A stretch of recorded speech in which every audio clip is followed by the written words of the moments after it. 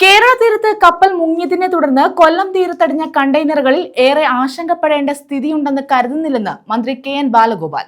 കണ്ടെയ്നറുകൾ അടിഞ്ഞ പ്രദേശം സന്ദർശിച്ച ശേഷമായിരുന്നു മന്ത്രിയുടെ പ്രതികരണം. കാർബൈഡും ഫർണസ് ഓയിലുമുള്ള കണ്ടെയ്നറുകൾ ഒഴുകി എത്തിയിട്ടില്ലെന്നാണ് വിവരമെന്നും മന്ത്രി പറഞ്ഞു. കടലിൽ ചരക്ക് കപ്പൽ മുങ്ങിയ സംഭവത്തിൽ കൂടുതൽ ആശങ്കകൾ ഉണ്ടാകേണ്ടതില്ലെന്ന് മന്ത്രി കെ.എൻ. ബാലഗോപാൽ അഭിപ്രായപ്പെട്ടു. ഏറെ ആശങ്കയുണ്ടാകേണ്ട സ്ഥിതി ഉണ്ടായിട്ടില്ലെന്നാണ് വിവരം. പ്രധാനമായിട്ടും ആലപ്പുഴ മുതൽ ഇങ്ങോട്ടുള്ള സ്ഥലത്താണ്. കൂടുതലും ആലപ്പുഴയിലേക്ക് എത്തുമെന്നാണ് നമ്മൾ ആദ്യം ധരിച്ചിരുന്നത്. അങ്ങനെയാണ് നമുക്ക് പൊതുവിൽ ഈ രംഗവുമായി ബന്ധപ്പെട്ടവർ തന്ന റിപ്പോർട്ടുകൾ. പക്ഷേ ഒഴുക്ക് കുറച്ചുകൂടെയും കടൽ കുറച്ചുകൂടെയും പ്രക്ഷുബ്ധമായതുകൊണ്ടാണ് എന്ന് തോന്നുന്നു. കൂടുതലും 40-ലധികം ഇപ്പോൾ കൊല്ലം ജില്ലയുടെ സ്ഥലത്തേക്കാണ് വന്നേക്കുന്നത്. പക്ഷേ ഇപ്പം പ്രാഥമികമായിട്ട് ഇവിടെ വന്ന ടീമെല്ലാം നോക്കിയിട്ട് പറയുന്നത് ഇത് കാലിയായിട്ടുള്ളതാണ് കൂടുതൽ വന്നേക്കുന്നത്. ഇതിനകത്തുണ്ട് എന്ന് പറയുന്ന കെമിക്കലും മറ്റു കാര്യങ്ങളുമൊക്കെ ഉള്ളത് കുറച്ച് കെമിക്കൽ എത്ര ഉള്ളതെന്ന് വെച്ചാൽ കുറച്ചെണ്ണത്തിൽ കെമിക്കൽ ഉണ്ടെന്നാണ്. കെമിക്കൽ എന്ന് പറഞ്ഞാൽ കാർബൈഡും മറ്റു ചില ഫർണസ് ഓയിൽ പോലെയൊക്കെയുള്ള കാര്യങ്ങളുണ്ടെന്ന് പറയുന്നു. അത് ഒഴുകി വന്നിട്ടില്ല, കാരണം അത് വെയിറ്റ് ഉള്ളതായതുകൊണ്ട് അത് താന്നിട്ടുണ്ടാവും എന്നാണ് വരുന്നത്. എന്നാൽ ഇവിടേക്ക് വന്നിരിക്കുന്നത് ഈ റെഫ്രിജറേറ്റഡ് ആയിട്ടുള്ള സൗകര്യമുള്ള കണ്ടെയ്നറുകളാണ് ഇതെല്ലാം. ശരിക്കും അത് ഫ്രീസർ ആയിട്ട് വർക്ക് ചെയ്യുന്നതാണ്. അതിൻ്റെ എയർ കണ്ടീഷൻ സംവിധാനമുള്ളതാണ്. 3 കണ്ടെയ്നർ വീതം ഒരുമിച്ച് കെട്ടി വെൽഡ് ചെയ്തുപോലെ വെച്ചേക്കുന്ന പോലെയാണ്. അത് പൊട്ടി മാറാതെ ഇവിടെ വന്നേക്കുകയാണ്. അപ്പോൾ അതിനകത്ത് വേറെ മറ്റു കാര്യങ്ങളില്ല. ചിലതിനകത്ത് ചില ഉൽപ്പന്നങ്ങളുണ്ടെന്നുള്ള കഴിഞ്ഞ ദിവസം റിപ്പോർട്ട് ചെയ്തു.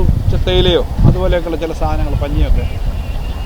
ഇതിൻ്റെ ബാക്കി കാര്യങ്ങൾ ചെയ്യുന്നതിനെപ്പറ്റി ആലോചിച്ചുകൊണ്ടിരിക്കുന്നത്. ഇപ്പോൾ ജില്ലാ കളക്ടറുടെ നേതൃത്വത്തിൽ ജില്ലയിലെ മീറ്റിംഗ് ഉണ്ടായിരുന്നു. ഇന്ന് സ്റ്റേറ്റുമായി ബന്ധപ്പെട്ടിട്ടുള്ള മീറ്റിങ്ങുകൾ നടക്കുന്നുണ്ട്. സംഭവവുമായി ബന്ധപ്പെട്ട് മുന്നറിയിപ്പുകൾ പാലിക്കണമെന്നും മന്ത്രി പറഞ്ഞു. റെഫ്രിജറേറ്റർ സൗകര്യമുള്ള കണ്ടെയ്നറുകളുണ്ട്. അതിലെ കംപ്രസറുകൾ പൊട്ടിത്തെറിക്കാനുള്ള സാധ്യതയുണ്ട്. ഏതെല്ലാം തരം കെമിക്കലുകളാണ് ഒഴുകിയെത്തുന്നതെന്ന് കൃത്യമായി അറിയില്ല. അതുകൊണ്ട് തീരദേശവാസികൾ ജാഗ്രത പാലിക്കണം.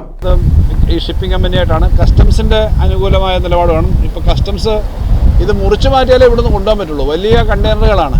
കണ്ടെയ്നർ ഇവിടുന്ന് കൊണ്ടുപോകണമെങ്കിൽ ലോറി കയറി പോകുന്ന തരത്തിലുള്ള കണ്ടെയ്നറല്ല. അഥവാ കണ്ടെയ്നർ വലിയ ക്രെയിനൊക്കെ വെച്ച് കയറ്റിയാലും വണ്ടി ഇതിലൊന്നും പോവില്ല. അതുകൊണ്ട് ഇത് കട്ട് ചെയ്ത് മാറ്റി കൊണ്ടുപോകണമെന്നാണ് മനസ്സിലാക്കുന്നത്.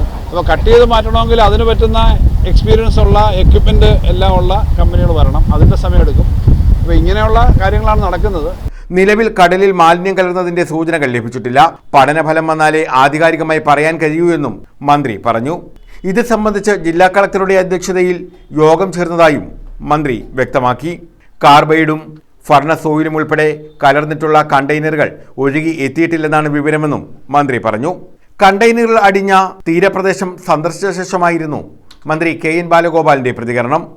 1-2 ദിവസം എടുത്തിട്ടായിരിക്കും ഒഴുകി മാറുന്നത്. കാര്യം മത്സ്യത്തൊഴിലാളികൾ വലിയ വലയാണ്, വളരെ ചെലവേറിയ വലയാണ്. അത് വീശുമ്പോൾ അതിനകത്തൊക്കെ കൊണ്ടിട്ട് ഇത് കീറുക തുടങ്ങിയ ആശങ്കകൾ ഉണ്ട്. അതാണ് നമ്മുടെ ഈ തീരദേശത്തെ നമ്മുടെ ഇവിടുത്തെ തൊഴിലാളികളായിട്ടുള്ളവരും ഈ മേഖലയിലുള്ളവരുമായിട്ടുള്ളവർ പറയുന്ന പ്രശ്നം. മറ്റ് കാര്യങ്ങളിപ്പോൾ അണ്ടർ കൺട്രോൾ എന്നാണ് പൊതുവെ വിലയിരുത്തിയിട്ടുള്ളത്. ഇത് നിയന്ത്രണത്തിലാണ്. മറ്റ് അപകടകരമായ കാര്യങ്ങളൊന്നുമില്ല. പിന്നെ അതിൽ പോയി തുടരുക തുടങ്ങിയ കാര്യങ്ങൾ ഇപ്പോഴും നിൽക്കുന്ന കാര്യമുണ്ട്. ഡോക്ടർ സുജിത്ത് വിജയൻപിള്ള MLA, ജില്ലാ collector N. Devidas, ADM G. Nirmalkumar എന്നിവരും മന്ത്രിക്കൊപ്പമുണ്ടായിരുന്നു. News bureau, Chavara.